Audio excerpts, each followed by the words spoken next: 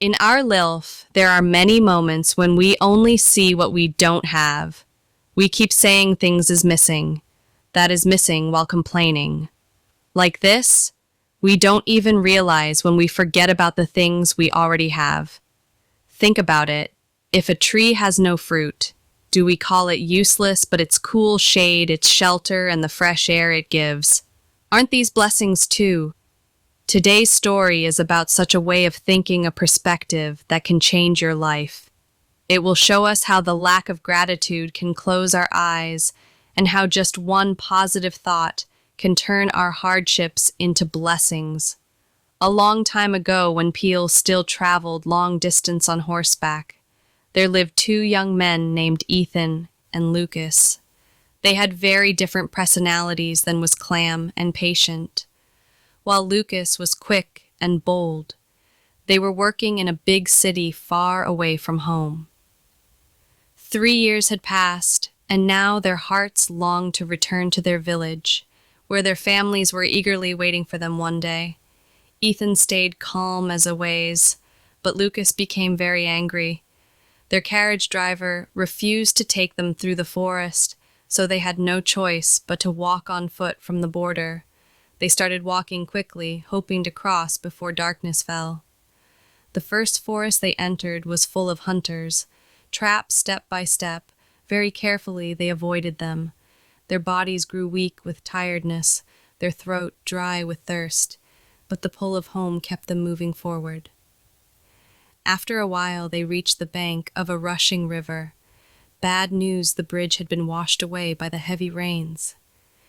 There was no other option after talking about it. They decided to swim across with great effort. They finally made it to the other side, but misfortune struck again. Their water bottle was swept away by the muddy current. Ethan, happy to be safe, thanked God and changed into the only extra clothes he had. But Lucas grew even more upset. Now they had a long road to walk, but not a single drop of water to drink. And then heavy rain began to pour down.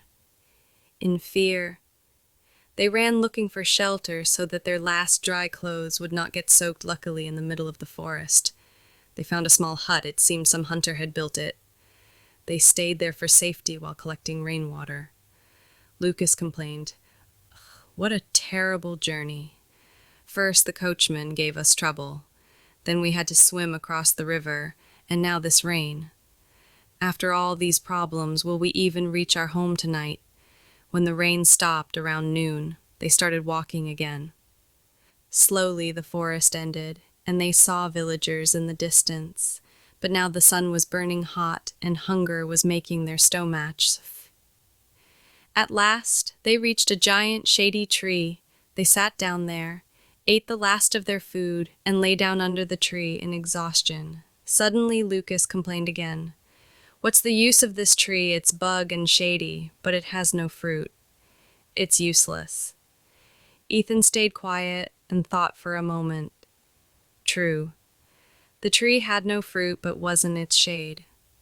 A huge blessing in this hot sun. Just them. A calm, deep voice came from the tree itself. "I am the great tree under whose shelter you rest for hundreds of years ago.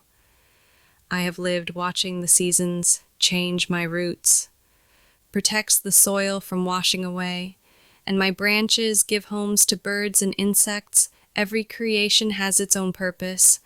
Do not call me useless by looking at only one side. Look a little deeper." Lucas was shocked. His eyes filled with fear and regret. With humility, he said, "Forgive me, O he great tree. I am sorry for mew, ungrateful words.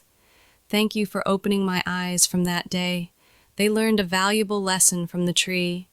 People often complain about what they don't have, while forgetting to value what they do have. It's like a basket of oranges.